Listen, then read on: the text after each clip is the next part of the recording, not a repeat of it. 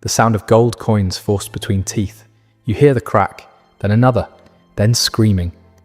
You're standing in the throne room of Baghdad, February 1258, the richest city on earth.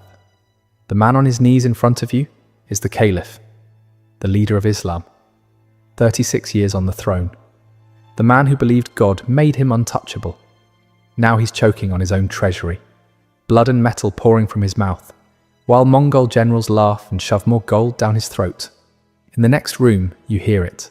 The sound of horses, hooves on marble, then screaming, then nothing. His sons were wrapped in carpets, trampled, one by one. His daughters were dragged outside. Their screams lasted hours. 800 years of dynasty. The capital of human knowledge, the wealthiest city on the planet, erased in 7 days. And what they did to this family is what history decided you weren't supposed to know. Until now. This is Crown and Dagger. And this is what really happened. If these stories matter to you, support with a like and subscribe. So how does a man end up choking on his own gold while his sons are crushed in the next room? It starts with a laugh. September 1257. A letter arrives at the Caliph's court. Al-Mustasim reads it in front of his advisors. His face doesn't change. Then he laughs. These barbarians don't know who they're speaking to. That laugh would cost him everything. Al-Mustasim wasn't just any king. He was the Caliph, the successor to Muhammad himself, the spiritual authority over millions of Muslims, a title stretching back 37 generations. And Baghdad wasn't just any city. For 500 years, this was the center of human knowledge. The House of Wisdom held texts that would take 3 lifetimes to read. Scholars traveled from Spain to Samarkand just to study here.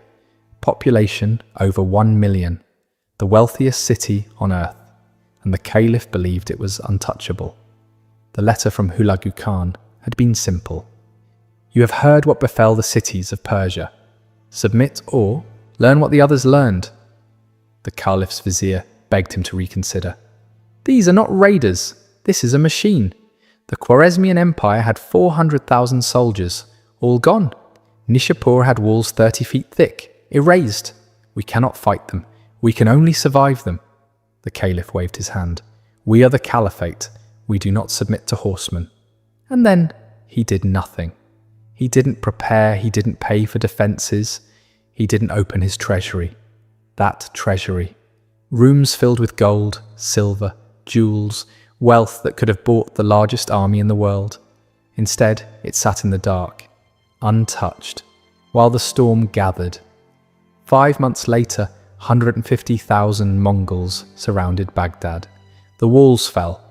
The Caliph sent a message. I will surrender. Spare the city. Hulagu's response. Present yourself at my camp. Bring your family. 36 years on the throne. And he walked into that camp with his sons and daughters. Like lambs, what would you have done? Tell me in the comments. February 13th, 1258, Al-Mustasim walked out of Baghdad. He brought his 3 sons, his 3 daughters, 3,000 members of the court, ministers, scholars, generals, all unarmed. Mongol guards flanked them immediately, silent, watching. The procession moved through the Mongol camp. Thousands of soldiers observed. No insults, no violence, just eyes everywhere. Hulagu received the Caliph in his command tent. His first question was practical. Where is your treasury? The Caliph hesitated. We are prepared to offer tribute. Where is it? Soldiers were sent. They returned hours later. The look on their faces said everything.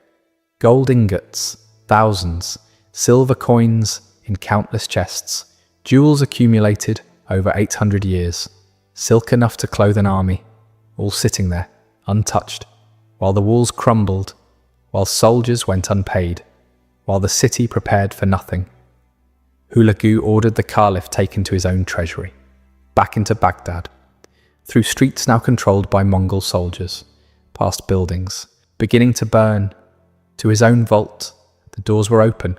Hulagu walked him through, room by room, vault by vault, no words. But the question filled the silence. Why was this here while your walls crumbled? Why was this locked away while your soldiers starved? Why did you protect gold instead of your people? The Caliph had no answer. Hulagu nodded slowly. You loved this more than your empire, more than your army, more than your family. He paused. Now you will taste it. What happened next was recorded by the Persian historian Rashid al-Din. The Caliph was forced to his knees, in his own treasury, surrounded by the gold he'd hoarded while his city burned. Mongol soldiers grabbed his jaw, forced it open, and began shoving gold coins into his mouth. One by one, the Caliph tried to spit them out. They held his mouth shut, pushed more in, his teeth cracked against the metal, his gums split, blood mixed with gold on his lips. They kept going. More coins, then more, forcing them past his throat into his stomach. Hulagu watched, no emotion. You starved your army to fill these vaults. You let your walls crumble to protect this gold. Now let it fill you. Let it be the last thing you taste. The Caliph convulsed, his body trying to reject what was being forced inside, his stomach tearing from within. He collapsed on the floor of his own vault, blood and gold pouring from his mouth. But they didn't let him die, not yet, because Hulagu had ordered the children brought in. And what came next? The gold was mercy compared to this. The Caliph had 3 sons, Prince Mubarak, 23 years old, the eldest, the heir to everything. He had been groomed since birth to rule the Islamic world, educated by the finest scholars, trained in diplomacy, prepared for a throne he would never sit on. He had spent his entire life being told he was destined for greatness, that one day millions would kneel before him. Prince Ahmed, 21, the middle son, quieter than his brother, more thoughtful. He spent his days in the House of Wisdom, studying astronomy and poetry. He preferred books to politics, stars to thrones. He never wanted to rule. He just wanted to understand. Prince Ali, 14, still half a child, still young enough to believe his father could fix anything, still innocent enough to think this nightmare would end. He had never seen violence, never seen death. The worst thing that had ever happened to him was a tutor who was too strict. They were dragged into the treasury, chains on their wrists, terror in their eyes, and then they saw their father on the floor, blood and gold on his lips, barely breathing, the most powerful man they had ever known, reduced to a broken thing gasping in the corner. Prince Mubarak tried to run to him. Mongol guards slammed him back. "Father!" No response. The Caliph's eyes were open, but there was nothing behind them anymore. Hulagu stepped forward. He looked at the 3 boys the way a butcher examines livestock before the blade. "Where is your God now?" Silence. The kind of silence that fills a room when hope leaves it. Prince Mubarak stepped forward. Maybe it was courage. Maybe it was pride. Maybe it was the last reflex of a prince who had never learned to kneel. "Allah will punish you for this." Hulagu didn't laugh, didn't mock. He just nodded slowly, like a teacher acknowledging a student's final answer, then gave a quiet command. The Mongols followed ancient beliefs. Royal blood must never touch the ground. Spilling it directly brings cosmic imbalance, bad fortune for generations. So when they needed to execute nobility, they had developed another method, the carpet. Guards seized Prince Mubarak first, the eldest, the heir. He fought. Of course he fought. He was 23 years old and watching his world collapse. But there were too many hands, too many soldiers. They threw him to the ground, unrolled a heavy Persian rug, and began wrapping him inside it, layer after layer, tighter and tighter, until he couldn't move his arms, couldn't move his legs, couldn't turn his head, could barely breathe. His voice, muffled inside the wool, rose into desperate cries. "Father! Father! Help me!" The Caliph didn't move. "Please! Someone! Anyone!" The carpet was laid flat on the cold marble floor. Mongol horsemen brought their war horses forward.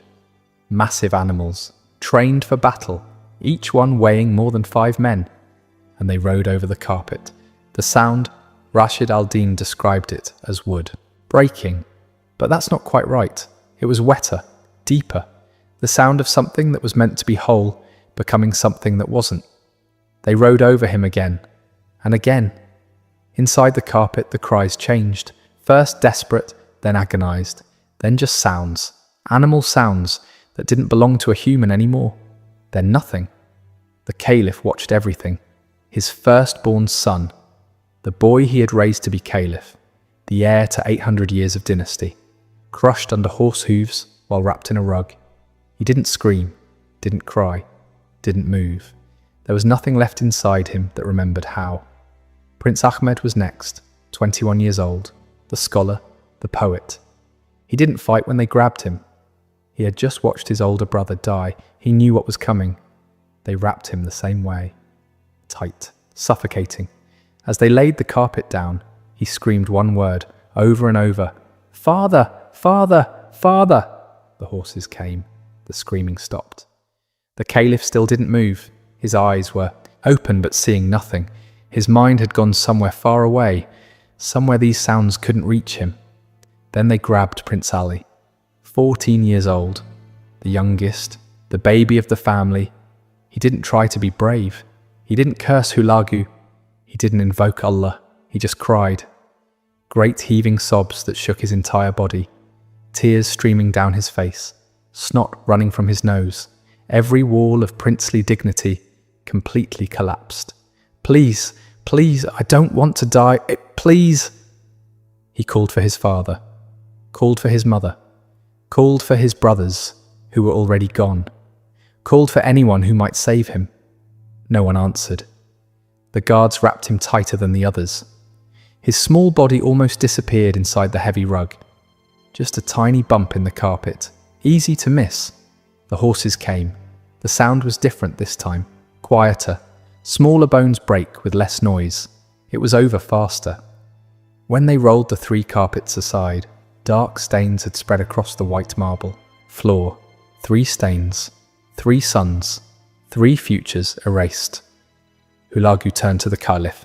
The old man hadn't moved, hadn't spoken.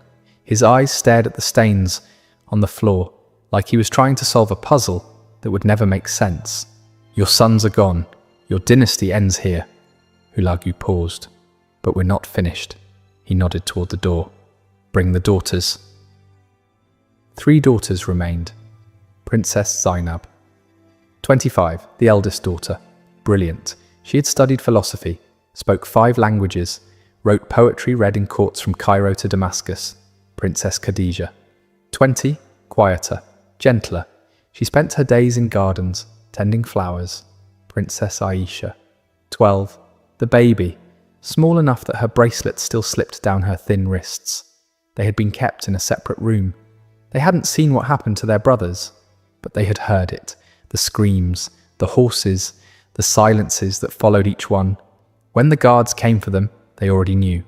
The 3 sisters were dragged into the treasury, and there they saw it all. Their father, broken on the floor, more corpse than man. The dark stains on the marble, 3 of them. Still wet, what was left of their brothers. Princess Zainab didn't scream, didn't cry. Her face went completely blank, like something inside her simply switched off. Princess Khadija collapsed. Her legs just gave out. She sat on the floor and began rocking back and forth, making small sounds that weren't quite words.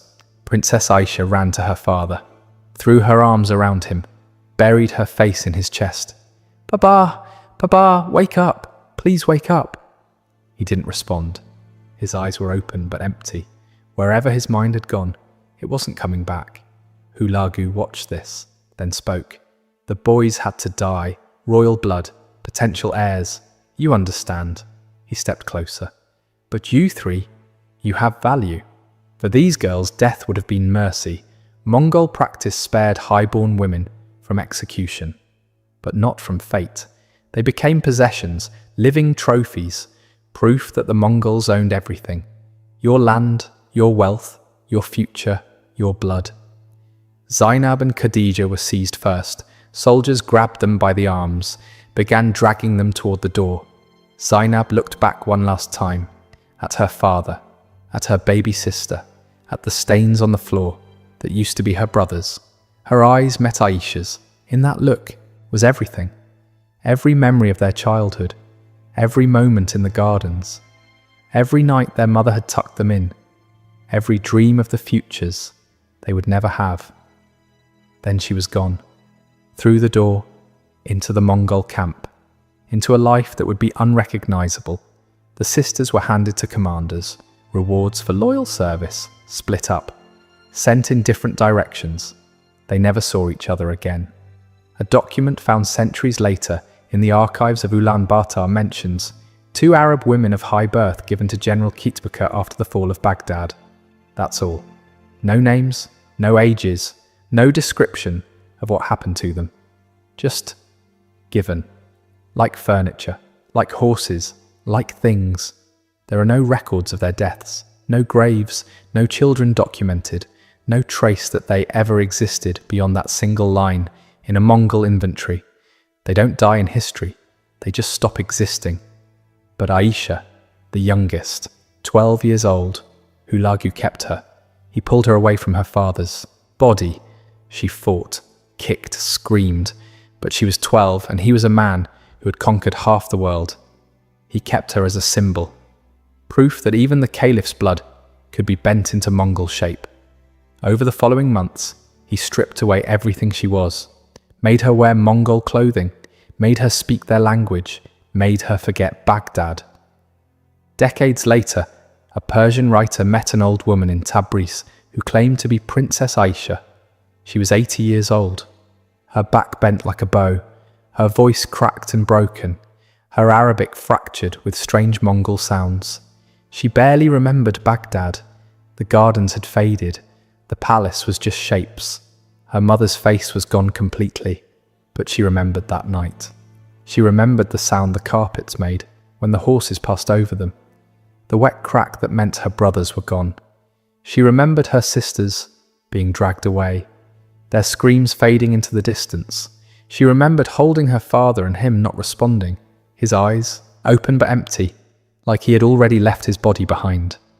And she remembered Hulagu leaning close, his breath on her ear, whispering something only she could hear. "You are the last. Your line ends with you." The writer asked her what she thought of those words now, after all these years. She looked at him with eyes that had seen too much and felt too little for far too long. He was right. That was all she said. He was right. 70 years of exile. 70 years of carrying the ashes of her family inside her chest. And in the end, she had to admit that the man who destroyed everything was right. She was the last. And when she died, there would be nothing left. Back in the treasury, the Caliph still breathed. His body destroyed from the gold, his mind shattered from watching his children, his sons crushed, his daughters taken, everything gone, everything he had built, everything he had protected, everything he had loved, reduced to blood and stains and silence. And still, Hulagu did not kill him, because the death had to mean something. It had to echo through history. It had to become a story that would terrify kings for generations. He ordered the Caliph wrapped in a carpet, like his sons, tight, suffocating. But no horses came.